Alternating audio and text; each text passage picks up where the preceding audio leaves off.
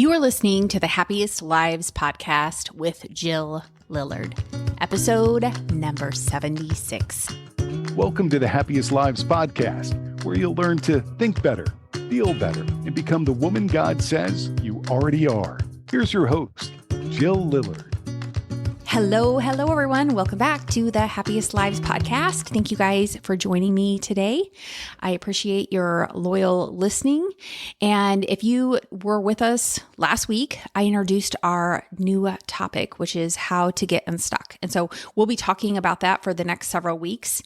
If you're in a rut, if you're circling the same tree over and over again and you're ready for something new, but you're not sure how to break those old patterns, you don't know how to do things differently, you keep getting the same results, then that means you need a fresh approach to your problems. You need a new way to look at things, a way that will inspire you, motivate you, and really help you to get a little bit more clear and focused. And that's what we're going to talk about today. So last week, I introduced you to Heart Scan Coaching, which is a tool and a process that will help you examine any area of your life where you're stuck, and it's going to help you create a path to navigate the problem. And so I gave you kind of an overview of that process that I use inside all my coaching programs. It's made up of 4 parts: expose, renew, engage, and press on.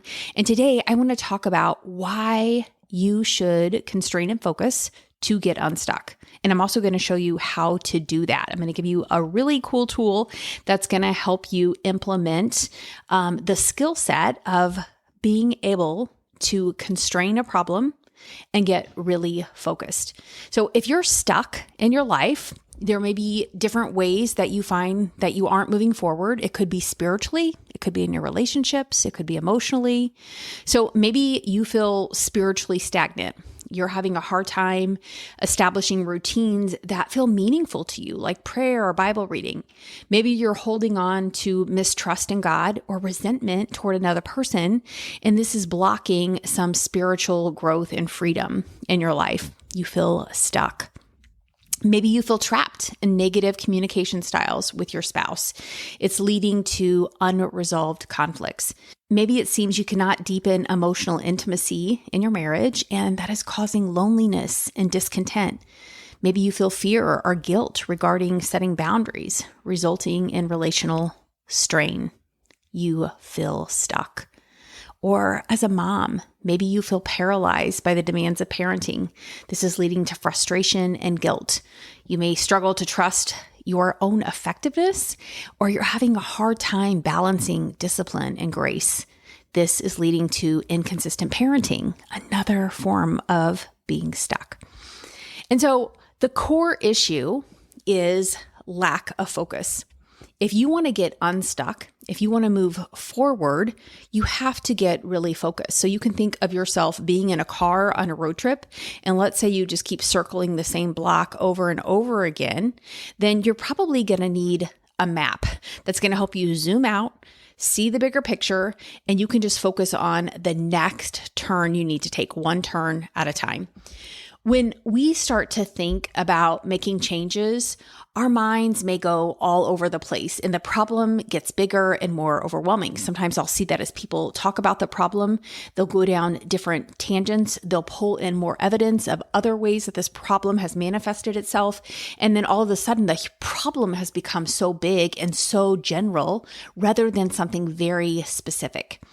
When we learn how to constrain the problem to one thing and focus the relationship of the different parts of that problem, then we can start to get clarity and we can create some forward movement. And so I'm going to explain a little bit more so that makes sense of what I'm talking about.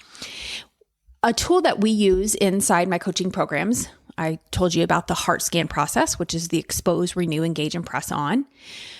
As we expose and we renew, we want to get focused, as I said, on what a specific problem is. So if we're talking about it in a generality, like I'm just a terrible mother, then we're not going to really get somewhere. But if we talk about something really specific, such as I had a hard time saying no to my child when they ask for something that I didn't think they should have, then we can get really focused on that one specific parenting issues and get some forward movement, which will oftentimes generalize itself to other issues. And being able to expose and renew, I like to use a tool that I learned at the Life Coach School, which is basically cognitive behavioral therapy. It is the same concepts, it's the same principles, the same theory psychologically about how our relationship with ourselves and the outer world works that we find in cognitive behavioral therapy. But the Life Coach School organized it in a really nice linear format that makes it easy to kind of plug and play. And so it goes like this. In your life, in any problem you're experiencing, there are 5 parts. There is the circumstance, which is the facts, and this is the part that you can't control. Okay, it's what somebody else says, what somebody else does, it's the weather.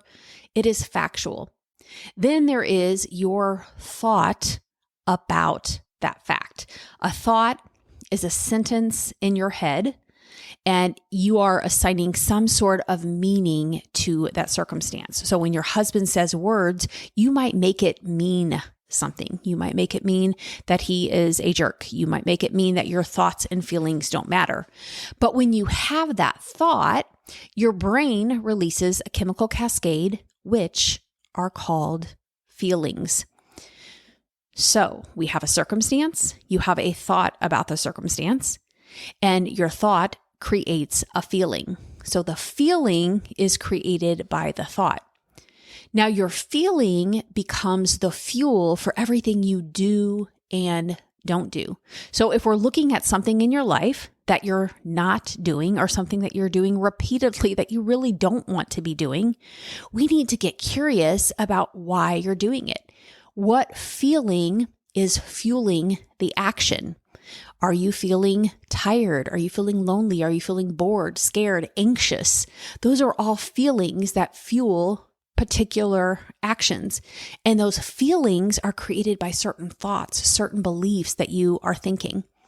So we have our circumstance. That is the fact. That's the part we can't control. We have a thought about it. There is a sentence in our head about that circumstance. Then from that thought, we will generate a certain feeling. Our brain will release chemicals in our body and we'll feel it somewhere in our body. And that is an emotion. The emotion will fuel our actions, and the actions are going to create our results. So the sum of your actions creates something. It creates a result that you're experiencing. Now, you may just feel like the result is happening to you, and you may just feel like it's just all happening on default, as though you're not actually choosing to take the actions that you're taking, and that the actions aren't actually creating a certain outcome. So when we can divide a problem up into these 5 parts, into the circumstance, the thought, the feeling, the action, the result, we're going to be able to sit far from the problem and look at it. Now, you may be having lots of different thoughts about a circumstance. So if the circumstance is that you're married and you have a husband, that might be your circumstance. We might get more specific. Husband says words. We might write down the exact words that he said. That is a circumstance. You may be able to sit down and journal for hours with all of your thoughts about this circumstance, the words that he said. But we want to constrain and focus so that we're looking at just one thought at a time. You can look at as many thoughts as you want, but we're going to constrain to looking one at a time. So one circumstance, one specific circumstance, the more specific, the better, and one thought you're having about it. And then we want to constrain and focus again to one feeling that you're having when you think that specific thought. So if you're thinking that he is being a jerk, maybe the feeling is indignant. Maybe it is irritated. Maybe it's frustrated. You're going to focus on one feeling. And then you can look at the actions you're taking. And this is where I would get a little bit more broad. I would look at what are all the actions that are coming from that feeling of frustration? What are all the things I do? Maybe I slam things. Maybe I talk short and snappy. Maybe I give somebody the cold shoulder. Maybe I withdraw. Maybe I eat a bag of chips. Those are all specific actions that you are taking fueled by a specific feeling. And I like to think of these actions as urges. These are the urges I have when I feel this way. And then we want to look at one specific result that you are creating when you take those actions. Now, this result is going to mirror what it is that you're thinking. And so if you're thinking he's being a jerk and you feel frustrated and you're short and snappy and you give him the cold shoulder and you withdraw and you just eat the chips rather than talking to people, the result is I am being a jerk. And that result you can see is some mirror of what it is that you're thinking. It's kind of an inverse of that. Or we might prove further that he's being a jerk if our actions are things such as just finding evidence of times from the past when he also acted this way.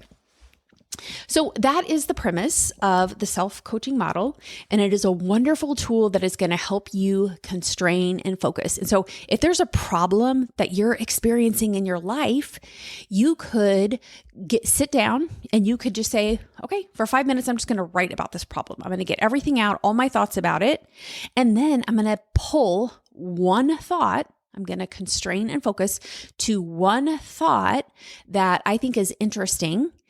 And so I can look at that thought and get a little bit more information. Or maybe there's an action, something that you're doing, a way you're behaving. You could pick that action and put it on the action line, the A line, and consider what it is that you're feeling that is fueling that action and what thought is creating that feeling.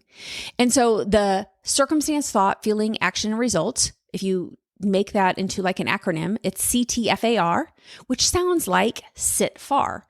And I love that because we are sitting far from the problem. We're sitting down at the kitchen table. We're writing these things on paper and we are just observing it. And when we do that, we're able to look at what is actually happening.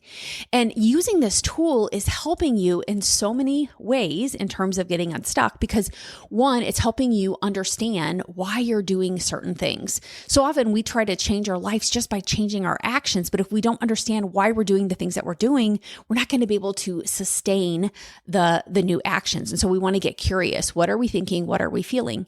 And I think using this model can also be really helpful in doing the expose part of heart scanning because it is exposing our behavior.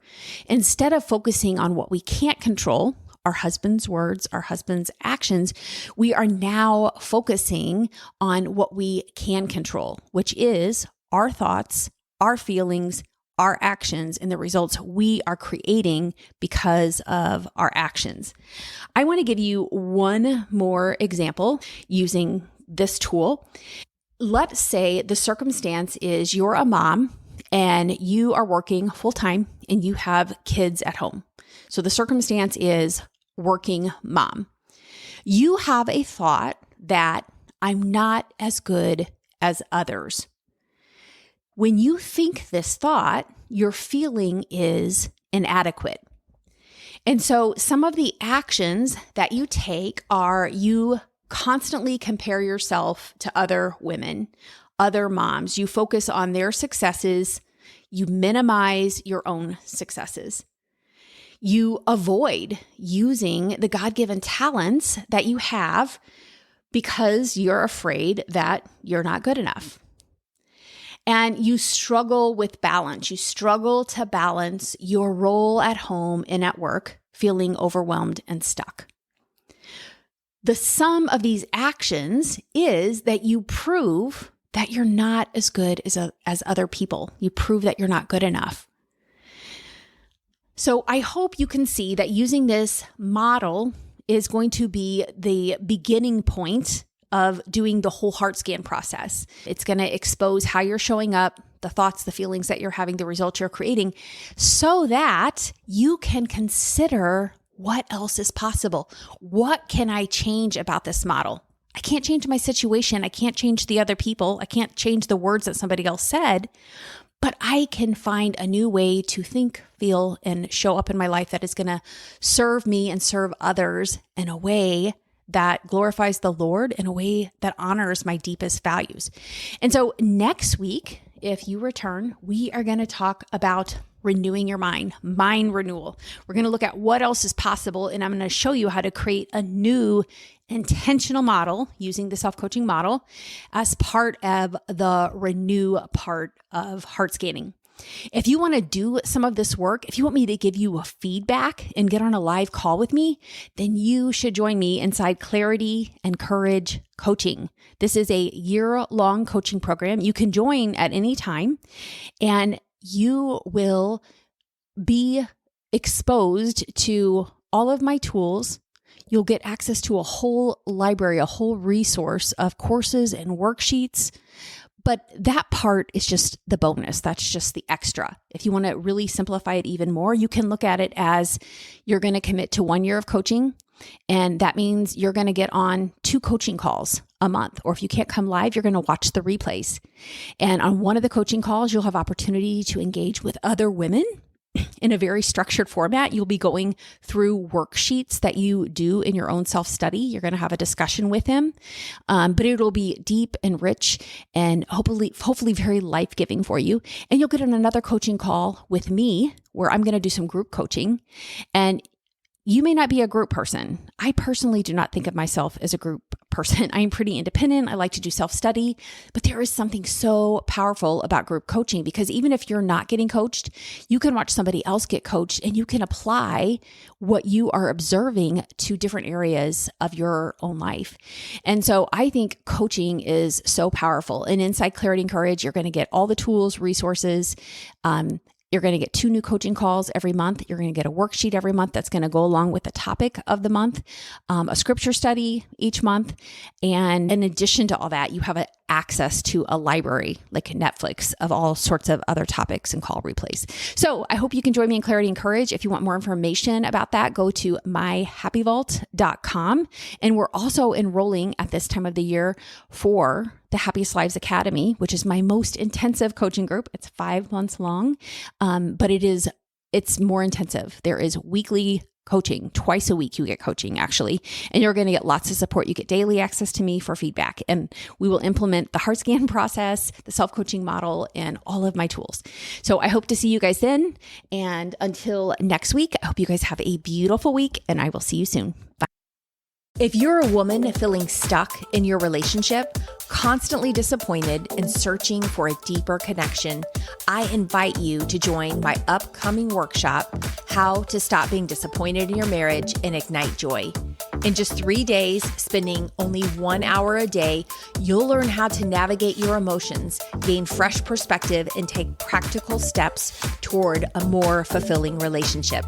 Plus, there's live coaching where I'll personally help you work through your specific challenge. And the best part, it's only $27, and you'll get a code to invite a friend for free. Visit myhappyvault.com to reserve your spot now. Let's take this journey together and transform your marriage. I'll see you there.